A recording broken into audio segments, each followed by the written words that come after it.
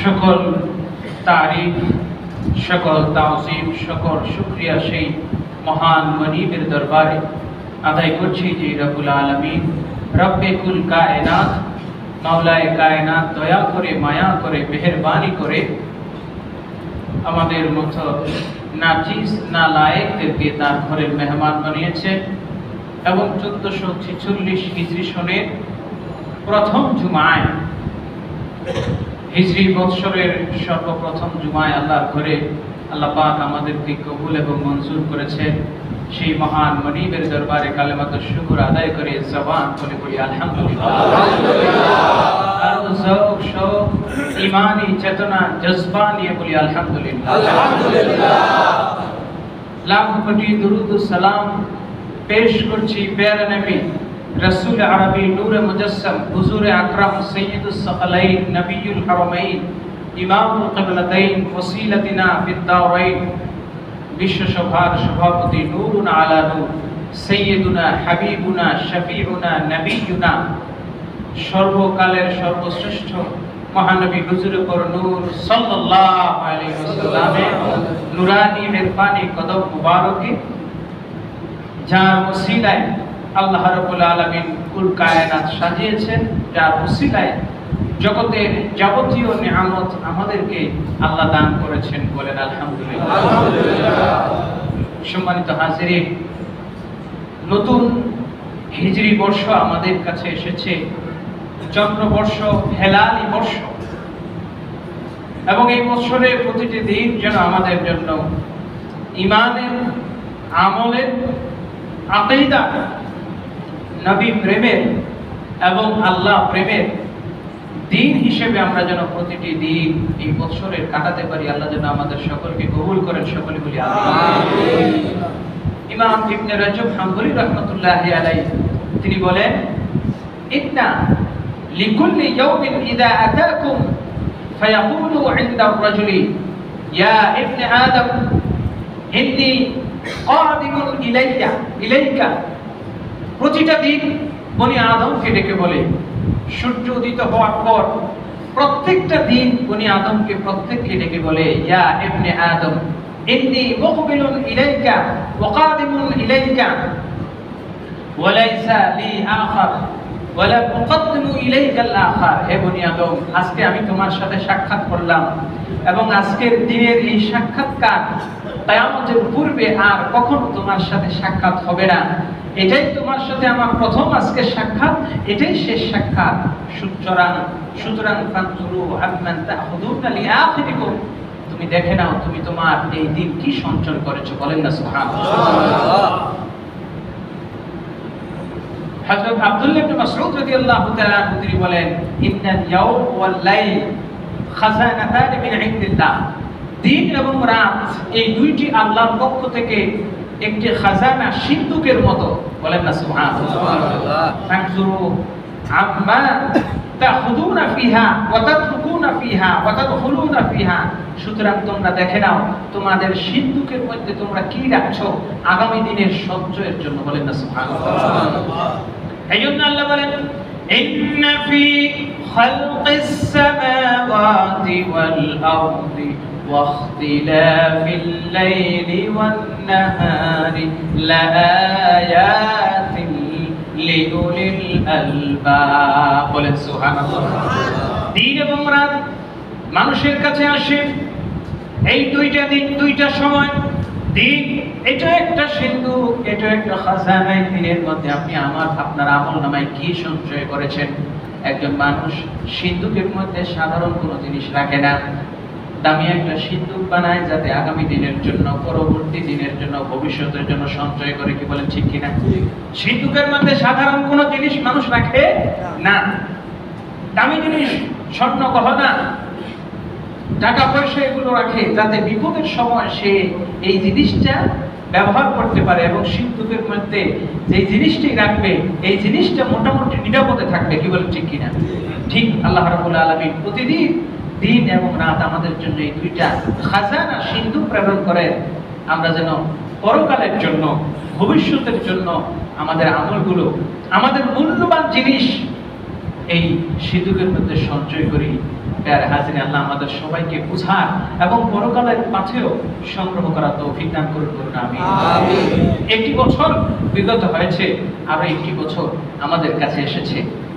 মনে রাখবেন, ইমানদারের প্রত্যেকটা মুহূর্তই, প্রত্যেকটা সময় গুরুত্বপূর্ণ। ইমানদারের জন্য কোনো ছুটি, ইমানদারের জন্য কোনো ব্রেক, কোনো ধরনের বিশ্রাম নাই। আমার আল্লাহ রাব্বুল আলামিন কোনো বিশ্রাম দেন লা তাখুযুহু সিনাতুন ওয়ালা নাওম। ইমানদারের জন্য কোনো ছুটি নেই, প্রত্যেকটা সময় তার ডিউটি আছে। বলেন না সুবহানাল্লাহ। যেমন যারা ফায়ার সার্ভিসে কাজ করে, ফায়ার সার্ভিসে যারা চাকরি করে, দেখবেন তাদের ছুটি ছাটা সবই থাকে, কিন্তু ছুটির মধ্যেও যখনই বেল বেজে উঠবে তখনই তার ডিউটি। কথা বলেন ঠিক কিনা? ইমানদারের প্রতিটা মুহূর্তই ডিউটি, প্রতিটা মুহূর্তই তার জন্য আমলের, ইমানের ডিউটি আছে। কথা বলেন ঠিক কিনা? প্যারা হাজিরিন, সুতরাং আমাদের প্রত্যেকটা দিনই গুরুত্বপূর্ণ। এই বছরটি চলে গেল, আল্লাহ রাব্বুল আলামিন এই বছরের ভুল ত্রুটিগুলো যেন মাফ করে দেন, বলেন আমিন। যে বছরটা আসছে, এই বছরের প্রত্যেকটা দিন যেন আমাদের জন্য ঈদের দিন হয়, ঈমানি দিন হয়, কোরবানির দিন হয়, বলেন সুবহানাল্লাহ। যে মাসটি আমরা অতিক্রম করছি, এই মাসটির নাম কি বলেন? সবাই বলেন কি নাম? মুহররম। বলেন আলহামদুলিল্লাহ। বুঝা গেল যে ঈমানি চেতনা আমাদের মধ্যে আছে, বলেন আলহামদুলিল্লাহ। নবী কে নওয়াসে হুসैन बिन हैदर लड़क बन कमाला निभाने चले हैं, বলেন সুবহানাল্লাহ। মুহররম মাস যখন আসে, মুহররম মাসটি ঈমানদারের মাস। মুহররম মাস হলো ঈমানদারের ঈমানি চেতনায়, ঈমানি ভাবে বলিয়ান হওয়ার, ঈমানি চেতনায় উজ্জীবিত হওয়ার মাস। সেই মাসই হলো মুহররম মাস, বলেন সুবহানাল্লাহ। মুসলমানদের জন্য বছরের শুরুতেও কোরবানি, বছরের শেষেও কোরবানি। সুবহানাল্লাহ। গত যে মাসটা চলে গেছে আরবি, সেই মাসটার নাম কি বলে? জিলহজ। ওই মাসেও আমাদের কি ছিল? কোরবানি ছিল কিনা? কত তারিখ? 10 তারিখ। জিলহজের 10 তারিখ, বছরের শেষ মাসের 10 তারিখে যেমন ঈমানদারের জন্য পশু কোরবানির দিন আছে, ঠিক তেমনি ভাবে বছরের শুরুতে আল্লাহ রাব্বুল আলামিন উম্মতে মুহাম্মাদের জন্য, ঈমানদারের জন্য নিজের জান কুরবানের একটা দিন, আশুরার দিন রেখেছেন, বলেন সুবহানাল্লাহ। বছরের শুরু মুহররম মাস, সেটারও 10 তারিখ। বছরের শেষ জিলহজ মাস, সেটারও 10 তারিখ। দুইটা কুরবানির মধ্যে আপনি একটু মিলান। আল্লাহ রাব্বুল আলামিন প্রথম কুরবানির ব্যাপারে কোরআনের সূরা হজ্জের মধ্যে, ইব্রাহিমের মধ্যে বলেন, فلما بلغ معه السعي قال يا بني إني أرى في المنام أني أذبحك فانظر ماذا ترى قال يا أبت افعل ما تؤمر ستجدني إن شاء الله من الصابرين, বলেন সুবহানাল্লাহ। জিলহজ মাসের কুরবানি নবী ইব্রাহিম আলাইহিস সালাতু ওয়াস সালামকে আল্লাহ স্বপ্নে দেখাইলেন, আগো ইব্রাহিম, তুমি তোমার সন্তান আমার রাহে কুরবানি করো। ইব্রাহিম আলাইহিস সালাম তার ছেলেকে বললেন, ও আমার সন্তান, ফানজুর মাযা তারা, তোমার মতামত পেশ করো। ক্বালা ইয়া আবাতি ফাল। ইব্রাহিম আলাইহিস সালাতু ওয়াস সালামের ছেলে ইসমাঈল, ইব্রাহিম খলিলুল্লাহ, ইসমাঈল জবিহুল্লাহ কি বলছেন, তোমাকে কুরবানি করতে চাই। ইসমাঈল জবিহুল্লাহ তিনি জবাব দেন, ইয়া আবাতি ফাল মা তুমার, হে বাবা, আল্লাহ আপনাকে যা নির্দেশ দিয়েছেন আপনি তাই করবেন, আমার এতে কোনো দ্বিমত নাই, বলেন সুবহানাল্লাহ। এবার আসেন জিলহজ মাসের সেই কুরবানি গেল।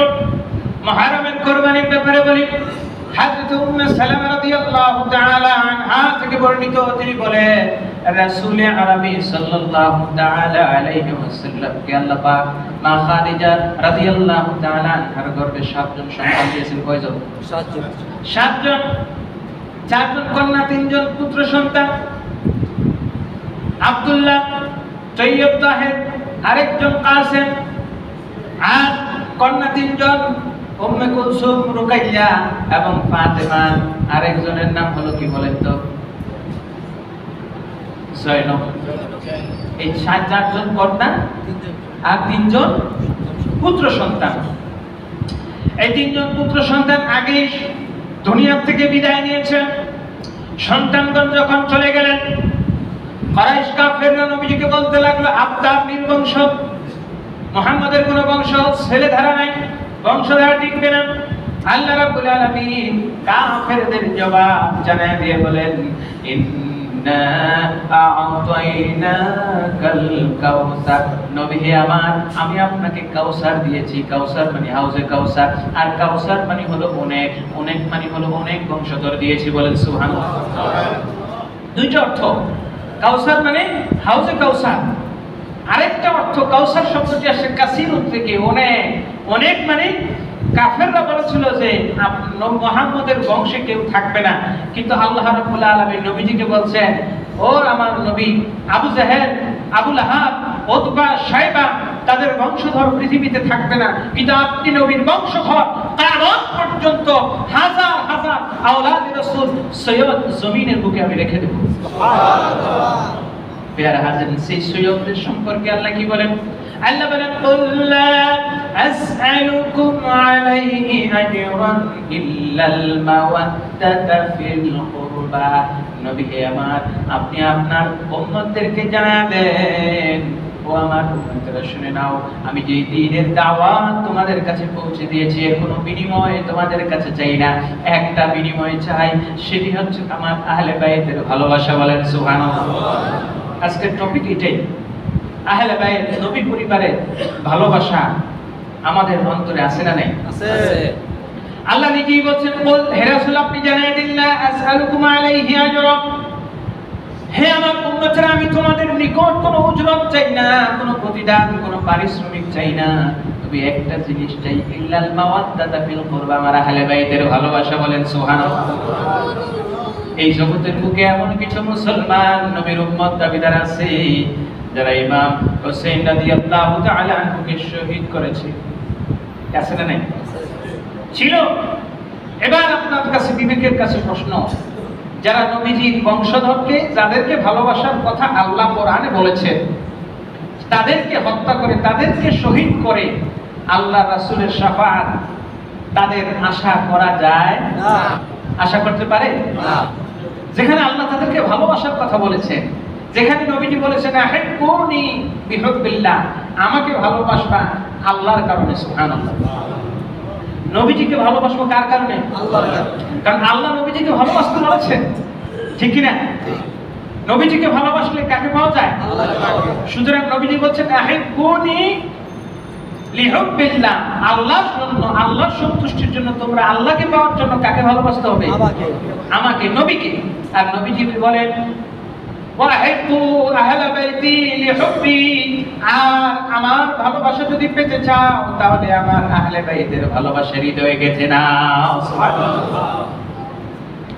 ইমাম শাফিঈ রাহমাতুল্লাহ আলাইহি কত সুন্দর কবিতা লিখেছেন, ইয়া আহলা বাইতি রাসূলিল্লাহ হুব্বুকুম ফারদুম মিন ইনদিল্লাহ ফারাদাল্লাহু লানা ফি কিতাবিল্লাহ। বলেন সুবহানাল্লাহ।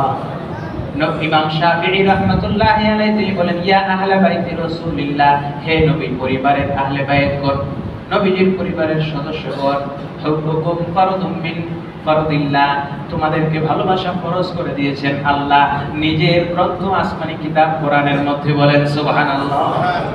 সুতরাং সেই আহলে বাইতের ভালোবাসা এবং আশুরার ফজিলত সম্পর্কে আমরা জানব। আশুরা শব্দটি আরবি, আশুরা শব্দের অর্থ হলো 10। আমরা শুরুতেই বলেছিলাম যে মুসলমানদের বছরের শেষেও কোরবানি, বছরের শুরুতেও কোরবানি। প্রথম কোরবানিটা ইব্রাহিম আলাইহিস সালাম তার ছেলেকে দিয়েছেন, দ্বিতীয় কোরবানি আমার নবীজি দিয়েছেন। সুবহানাল্লাহ। আমার নবীর কোরবানিটা ব্যাপারে আমার নবীজি সাল্লাল্লাহু আলাইহি ওয়াসাল্লাম বলেন, আনা ইবনু যাবিহাতাইন, আমি 2 জবেহের সন্তান। কয় জবেহ? 2 জবেহ। আনা ইবনু যাবিহাতাইন, আমি 2 জবেহের সন্তান। কিভাবে 2 জবেহের সন্তান? এক জবেহ হলো যেই কথা কোরআনের মধ্যে আল্লাহ বলছেন, হযরতে নবী ইব্রাহিম খলিলুল্লাহ তার সন্তান ইসমাঈল যাবিহুল্লাহকে জবে করতে চাইছেন, কিন্তু আল্লাহ রাব্বুল আলামিন ইসমাঈলকে বাঁচায়া দিয়েছেন, ইসমাঈলকে রক্ষা করেছেন। কারণটা কি? কারণটা হলো ইসমাঈলের পেশানিতে ছিল আমার নবীর নূর। বলেন সুবহানাল্লাহ। এইজন্য কবি বলেন, তেরে নসলে পাক মে है बच्चा बच्चा नूर का, तू है आईने नूर तेरा सब घराना नूर का। सुबहानाल्लाह। নবীজির নূর যেখানে গিয়েছে, যার পেশানিতে ছিল সে আগুনে পড়েছে, আগুন থেকে রক্ষা পেয়েছে। ঝড়ের কবলে নূহ আলাইহিস সালাম নবীর নূর কপালে নিয়ে ঝড়ের কবলে পড়েছে, আল্লাহ নবীর নূরের উসিলায় নূহ এর কিস্তিকে রক্ষা করেছে। সুবহানাল্লাহ। নবীর নূর নিয়ে ইব্রাহিম আগুনে ঝাঁপ দিয়েছে, আগুন তার জন্য ঠান্ডা হয়ে গেছে। বলেন সুবহানাল্লাহ। নবীর নূর ইসমাঈলের কপালে ছিল, ছুরি নিয়েছে নিচে গেছে, আল্লাহ রাব্বুল আলামিন ছুরি একটা পশমও কাটতে পারে নাই, কারণ ইসমাঈলের কপালে কার নূর? কথা বলে নবীর নূরের উসিলায় ইসমাঈল আলাইহিস সালাম রক্ষা পাইলেন। নবীজি বলছেন, আনা ইবনু যাবিহাতান, আমি দুই জবেহের সন্তান। এক জবে হলো ইসমাঈল, দ্বিতীয় জবে হলো আমার পিতা আব্দুল্লাহ। সুবহানাল্লাহ। লম্বা ঘটনা সিরাতে ইব্রাহিম ইবনে হিশামের মধ্যে এসেছে। নবীর দাদা আব্দুল মুত্তালিব স্বপ্নে দেখলেন জমজমের কূপ, জুরহুম পুত্র যখন মক্কা ছেড়ে পালিয়ে গেল, যাওয়ার সময় জমজমের কূপের মুখটা বন্ধ করে গেল। কূপের মুখের মধ্যে এমন জঞ্জাল রেখে গেছে, ধুলিবালি দিয়া মাটি কেটে কূপটার মুখ একদম বন্ধ করে গেছে। মক্কাবাসী জানে যে মক্কায় এই শহরটা আমাদের পেছনের মূল কারণটা হচ্ছে জমজম। আরব দেশের মরুভূমিতে বসতি স্থাপন, সিভিলাইজেশন বলেন, শহর নগর ওইখানেই গড়ে ওঠে যেখানে কি আছে? পানি আছে। কি বলেন ঠিক কিনা? পানি কেন্দ্রিক সভ্যতা। জমজম কূপ কেন্দ্রিক মক্কা শহর প্রতিষ্ঠা হলো, তো জমজম কূপই নাই। তখন স্বপ্নে আল্লাহ পাক আব্দুল মুত্তালিবকে দেখাইলেন। বলেন না সুবহানাল্লাহ। মক্কায় কুরাইশ বংশের আরো বড় বড় নেতৃবৃন্দ ছিলেন, কিন্তু কেন আব্দুল মুত্তালিব স্বপ্নে দেখলেন? কারণ আব্দুল মুত্তালিবের বংশে আসবে কি? মুহাম্মদুর রাসূলুল্লাহ সাল্লাল্লাহু আলাইহি ওয়াসাল্লাম। আব্দুল মুত্তালিব একদিন সবার সামনে মানত করছে। কি মানত করছে দেখেন? মানত একটা জিনিস, ভালো জিনিসে মানত করা, এটি আম্বিয়া ইকরাম, আউলিয়া ইকরাম, বুজুর্গানে কেরামের সুন্নাত। বলেন সুবহানাল্লাহ। কি মানত করছে? আপনি যখন ভালো জিনিসের মানত করবেন, সেই মানত নিয়তের উসিলায় আল্লাহ আপনার মানতটা পরিপূর্ণ করবেন। বলেন সুবহানাল্লাহ।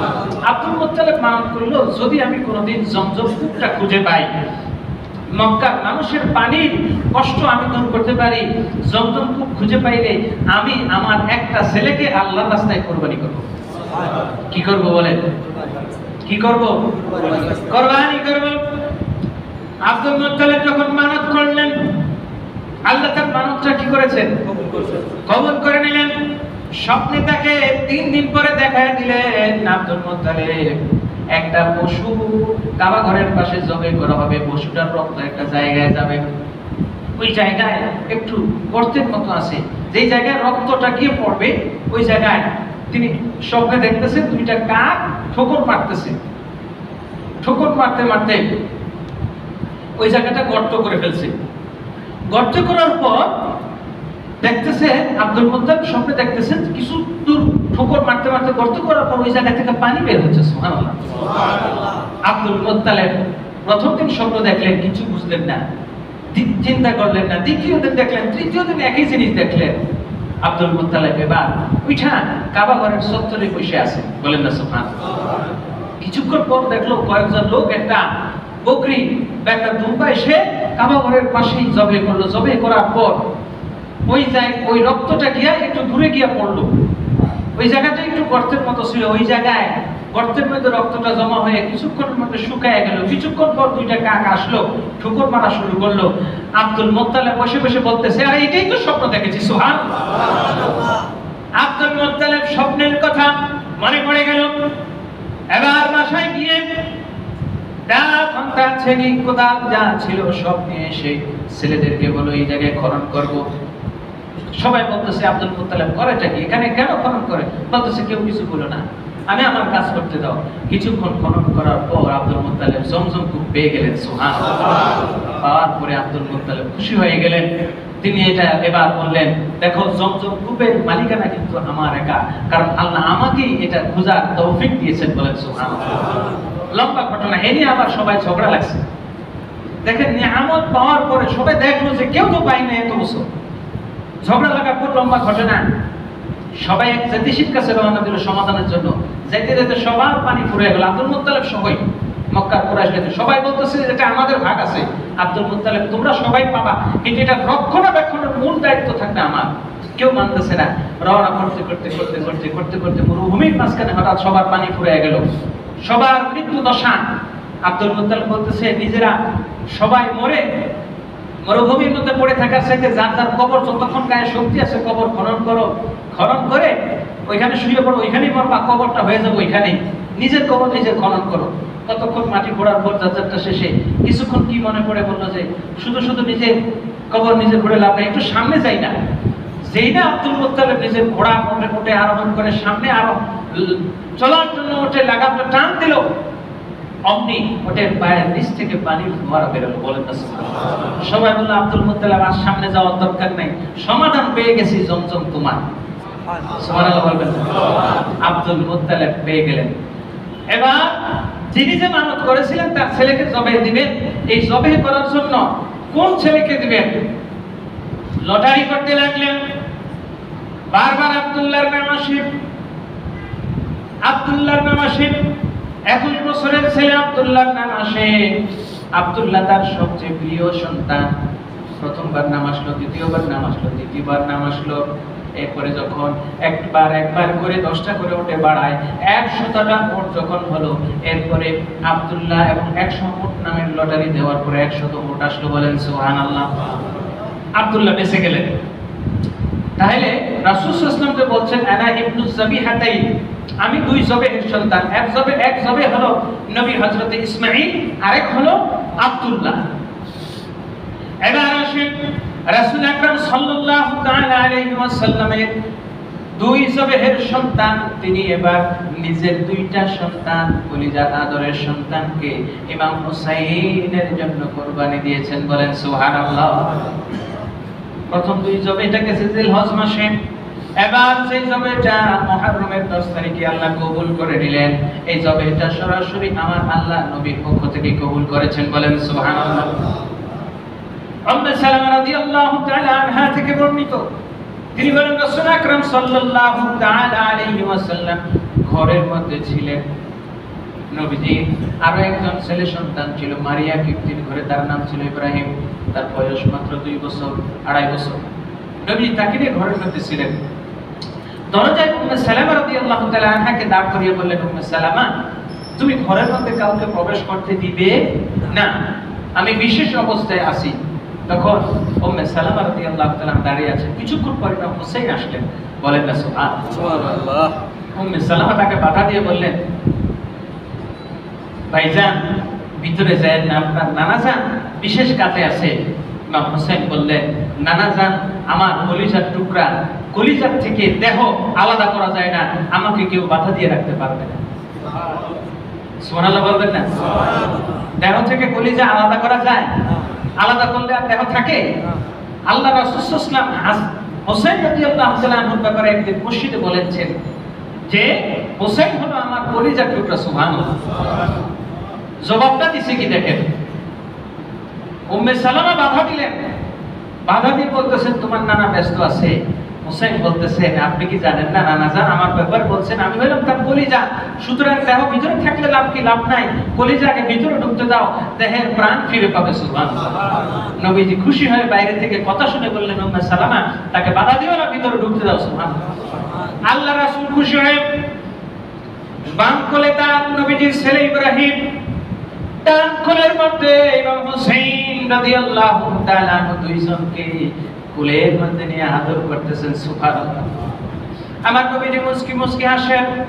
উম্মে সালামা রাদিয়াল্লাহু তাআলা আনহা তিনি বলেন, এমনই সময় এমন একজন ফেরেশতা, আল্লাহ রাসূল এমন একজন মানুষ আসলো যে মানুষকে আমি কখনো দেখি নাই। অনুমতি চাইল। আমি ভিতরে গিয়ে বললাম, ইয়া রাসূলুল্লাহ, এমন একজন লোক মাথাটা আসমান পর্যন্ত মনে হয় লম্বা, আমি দেখতেছি, এমন কোন মানুষ আমি কোনোদিন দেখি নাই, ইয়া রাসূলুল্লাহ তাকে অনুমতি দেব কিনা? আল্লাহ রাসূল বললেন, দাও। ওই ফেরেশতা ভিতরে ঢুকলেন, ঢুকে বলতেছেন, ইয়া রাসূলুল্লাহ, ইয়া হাবিবাল্লাহ, এই দুইজন আপনার কাছে খুব প্রিয়, তাই না? আল্লাহ রাসূল বললেন, অবশ্যই আমার কাছে প্রিয়, কিন্তু ইয়া রাসূলুল্লাহ, ফেরেশতা বলতেছে, আমার আল্লাহর ইচ্ছা হলো এই দুইজনকে আপনার কাছে আল্লাহ একসাথে রাখবেন না। সুবহানাল্লাহ। মনে রাখবেন, প্রত্যেকটা মানুষের জীবনে সুখ দুঃখ মিলে কোন সময় পরিপূর্ণ সুখ, পরিপূর্ণ খুশি, পরিপূর্ণ আনন্দ আল্লাহ আপনাকে দিবেন না। অনেক ধন সম্পদ আছে, দেখবেন পেরেশানি আছে, একটার সাথে আরেকটা দিয়ে রাখবেন, দুইটা খুশি আপনি কখনো একসাথে পাবেন না। বলেন না সুবহানাল্লাহ। ইমাম হুসাইন রাদিয়াল্লাহু তাআলা আনহু, নবীজির ছেলে ইব্রাহিম মারিয়া ব্যক্তির ঘরে যে ছেলে ছিলেন, দুইজন, দুই কোলে নবীজি আদর করতেছেন। দরুদ শরীফ পড়ুন সাল্লাল্লাহু আলাইহি ওয়াসাল্লাম। আশুরার গুরুত্ব, আশুরার তাৎপর্য সম্পর্কে হাদিস শরীফে কয়েকখানা হাদিস এসেছে, বুখারী মুসলিমের মধ্যে হাদিস এসেছে। রাসূল আকরাম সাল্লাল্লাহু তাআলা আলাইহি ওয়াসাল্লাম মক্কায় যতদিন ছিলেন এবং হিজরতের 1 বছর পর দ্বিতীয় হিজরির শাবান মাসে রোজা ফরজ হওয়ার পূর্ব পর্যন্ত আল্লাহ রাসূল আশুরার রোজা প্রত্যেক বছর রেখেছেন। সুবহানাল্লাহ। মক্কায় থাকতো আশুরার রোজা রাখতেন।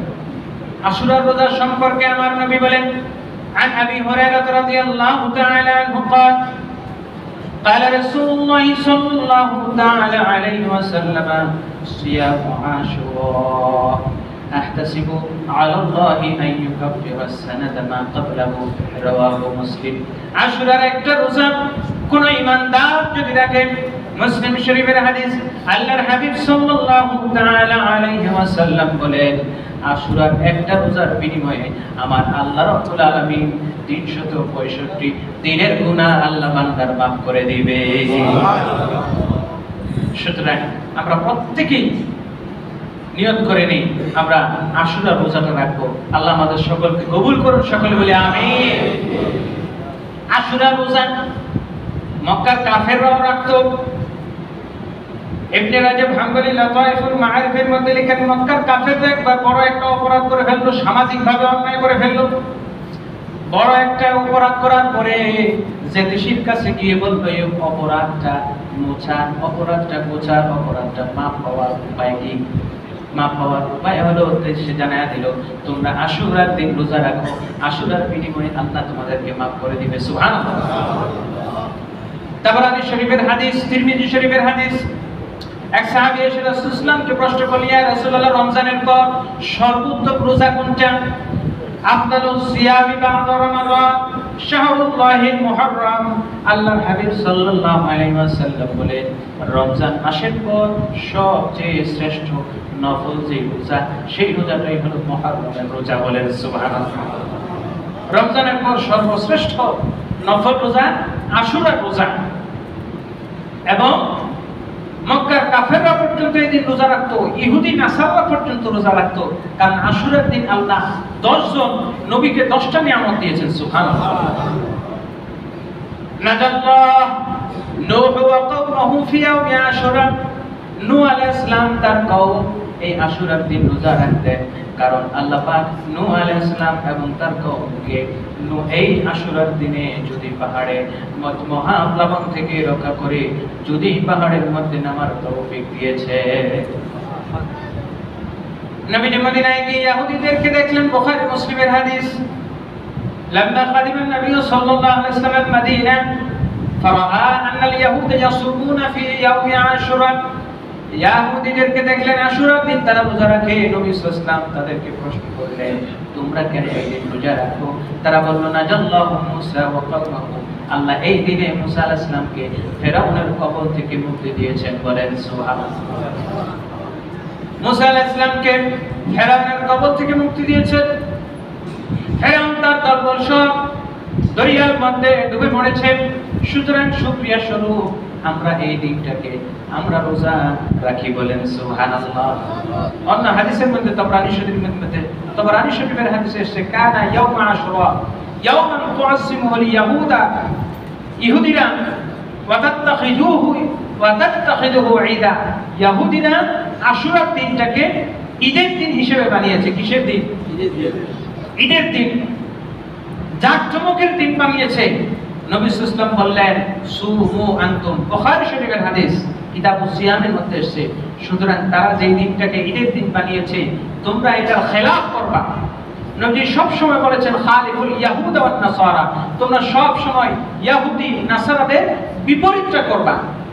বলেন না সুবহানাল্লাহ। তারা এই দিনটা ঈদের দিন বানিয়েছে, সুতরাং আমরা এই দিনটা বানাবো আমলের দিন, ইবাদতের দিন। ঠিক আছে তো ইনশাআল্লাহ?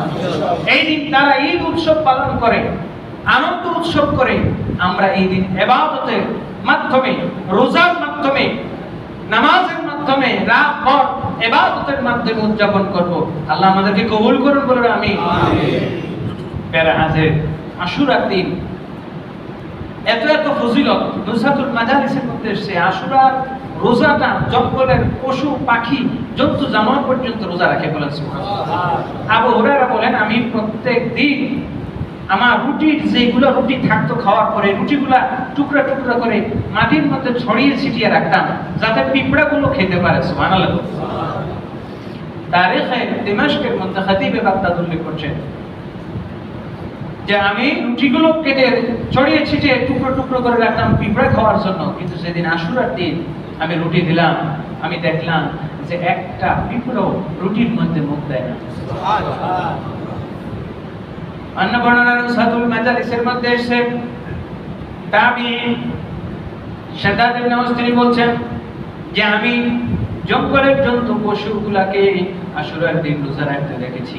ওই দিন সন্ধ্যাবেলায় জঙ্গলে গিয়ে দেখি সব প্রাণীগুলো, একটা প্রাণীও জঙ্গলের লতা পাতায় মুখ দেয় না। যখনই সূর্য ডুবে গেল সঙ্গে সঙ্গে সবাই খাওয়া শুরু করে দিল। সাহাবায়ে কেরাম বলে আমরা আমাদের শিশু সন্তানদের পর্যন্ত এই দিনে রোজা রাখতাম এবং তাদের জন্য খেলনা নিয়ে মসজিদে যেতাম, কাপড় নিয়ে যেতাম, তুলা নিয়ে যাইতাম। তাদের যখন ক্ষুধা লাগতো তুলা তাদের মুখে দিয়ে দিতাম এবং যখনই সূর্যাস্ত হইতো সঙ্গে সঙ্গে তাদের মুখে খাবার তুলে দিতাম। সুবহানাল্লাহ। তাহলে আশুরার দিনের রোজার ফজিলত আছে না নাই? আছে। রোজা রাখার দরকার আছে না নাই? আছে। ইবাদত করার দরকার আছে না নাই? আছে। এই দিনের গুরুত্ব ফজিলত এত এত বেশি। হাদিস শরীফে এসেছে এই দিনে আল্লাহ পৃথিবী সৃষ্টি করেছেন, এই দিনেই কিয়ামত কায়েম হবে। সুতরাং এই দিনে আমরা অত্র মসজিদে সারা রাত ইবাদত বন্দেগীর মাধ্যমে, সারাটা রাত না হলেও অন্তত কিছু সময় আমরা ইবাদত বন্দেগীর মাধ্যমে উদযাপন করব। এবং আশুরার দিন তার আগের দিন দুইটা রোজা অথবা পরের দিন অর্থাৎ 9-10 মুহররম অথবা 10 বা 11 মুহররম দুইটা রোজা আমরা সকলে রাখার চেষ্টা করব। আল্লাহ আমাদেরকে কবুল করুন, বলুন আমিন। আমিন। আল্লাহ রাসূল সাল্লাল্লাহু আলাইহি ওয়াসাল্লাম এর কাছে ফেরেশতা ঢুকে বলতেছেন ইয়া রাসূলুল্লাহ দুইজনকে আপনার কোলে একসাথে আল্লাহ রাখবেন, একজনকে নিয়ে যাবেন। আল্লাহর হাবিব সাল্লাল্লাহু আলাইহি ওয়াসাল্লাম বললেন যদি হোসেনকে নিয়ে যান তাহলে আমিও কষ্ট পাবো, ফাতেমা কষ্ট পাবে, আলী কষ্ট পাবে, সবাই কষ্ট পাবো। যদি ইব্রাহিমকে নিয়ে যান আমি এবং মারিয়া কীর্তি ছাড়া আর কেউ কষ্ট পাবে না। আমি আমার হোসেনের জন্য আমার ইব্রাহিমকে কুরবানি করে দিলাম। আমার নবী কুরবানি করেছেন কি করেন নাই? ইব্রাহিম আলাইহিস সালাম কুরবানি করেছেন তার ছেলে ইসমাঈল জবিহুল্লাহ। ইব্রাহিম খলিলুল্লাহ জবাই করছেন ইসমাঈল জবিহুল্লাহকে। আল্লাহ পাক সেই জবাইটা কবুল করেছেন, কিন্তু তার বিনিময়ে দুম্বা দিয়েছেন কি দেন নাই? ওয়া ফাদাইনাহু বিযিবহিন আযীম। আল্লাহ রাব্বুল আলামিন ইসমাঈল আলাইহিস সালামকে দুম্বা বিনিময়ে রক্ষা করেছেন, কিন্তু ইব্রাহিমকে আল্লাহ সরাসরি তুলে নিয়ে গিয়েছেন। শুধু তাই নয়, আল্লাহর হাবিব সাল্লাল্লাহু আলাইহি ওয়াসাল্লাম ওই সময় হুসাইন রাদিয়াল্লাহু তাআলাকে এত বেশি মহব্বত করছেন। এবার ফেরেশতা বলল ইয়া রাসূলুল্লাহ আপনি তাকে এত বেশি ভালোবাসেন, কিন্তু মনে রাখেন আপনি যে তাকে রাইখা দিবেন তাও রাখতে পারবেন না। সাদুক্কাল ইবনি হাদা বিউম্মাতিকা ইয়া রাসূলুল্লাহ, আপনার এই সন্তান এমন একটা সময় আসবে আপনার পরে মাত্র 50 বছর পরেই আপনার উম্মতরা আপনার এই সন্তানকে দুনিয়া থেকে বিদায় করে দিবে। বলেন ইন্না লিল্লাহি ওয়া ইন্না ইলাইহি রাজিউন। হযরতে উম্মে সালামা রাদিয়াল্লাহু তাআলা আনহা তিনি বলেন, কিছুক্ষণ পর প্রথম ভিতরে হাসাহাসি শুনলাম, কিছুক্ষণ পর শুনি কান্না ভোর চটপট পড়ে গেছে। নবীজি কাঁদতেছেন, আমি এসে জিজ্ঞেস করলাম, ইয়া রাসূলুল্লাহ মা ইউবকিকা, আপনি কাঁদতেছেন কেন? আল্লাহ রাসূল বলতেছেন, ইন্না হাযা ইবনি হুসাইনান সাতুত্তালু বিআরদিন ইউকাল লাহু কারবালা, আমার এই সন্তানকে আমি রেখে দিয়েছি, ইব্রাহিমকে কুরবানি দিয়েছি। তারপরে আমার আল্লাহ বলছেন শুধু ওই কুরবানি নয়, বরং তার সাথে একেও কুরবানি দিবেন। আশুরার দিনে কারবালার ময়দানে আপনার এই সন্তান কুরবানি হবে। আল্লাহ রাব্বুল আলামিন বললেন, নবী গো, ইসমাইলের কুরবানি, ইব্রাহিমের সন্তান ইসমাইলের কুরবানির বিনিময়ে ফিদিয়া দিয়েছি, দুম্বা দিয়ে ইসমাইলকে রক্ষা করেছি। নবী হে আমার, আপনার উম্মত, আপনার সন্তান, আপনার নাতি হোসেন কারবালার জমিনে রক্তের মধ্যে ভাসতে থাকবে। আমি তার বিনিময়ে কোনো ফিদিয়া জান্নাত থেকে দেব না, বরং আমি আল্লাহ রাব্বুল আলামিন আপনাকে কসম করে বলছি, আপনার নাতি হোসেন শহীদ হবে, রক্তের মধ্যে লুটোপুটি খাবে, তার বিনিময়ে জান্নাত থেকে দুম্বা প্রেরণ করব না, বরং তার রক্তের ফিদিয়া হবে আপনার উম্মতের নাজাত। বলেন সুবহানাল্লাহ। আপনার নাতি হুসাইনের রক্তের বিনিময়ে আপনার উম্মতের নাজাত আমি ফিদিয়া হিসেবে দেব। বলেন না সুবহানাল্লাহ। সেই হুসাইন রাদিয়াল্লাহু তাআলা শাহাদাতের দিন, ইমাম হুসাইনের মহব্বতে, ইমাম হুসাইনের ভালোবাসায় আগামী বুধবার শুহাদায়ে কারবালার মাহফিলে ইনশাআল্লাহ আমরা সকলেই সমবেত হব। আল্লাহ আমাদের সকলকে কবুল করুন, বলুন আমিন। কি আমরা রাজি আছি তো সবাই থাকতে? সকলে আল্লাহ সকলকে কবুল করুন, সকলে বলি আমিন। কারণ ইমাম হুসাইনের জন্য চোখের পানি ফেলেছেন কে? নবীজি স্বয়ং চোখের পানি ফেলেছেন, কেঁদেছেন। সুতরাং হুসাইনের মহব্বতে চোখের পানি ফেলা, একটু কান্না করা, এটাও আমার নবীর সুন্নাহ। বলেন না সুবহানাল্লাহ।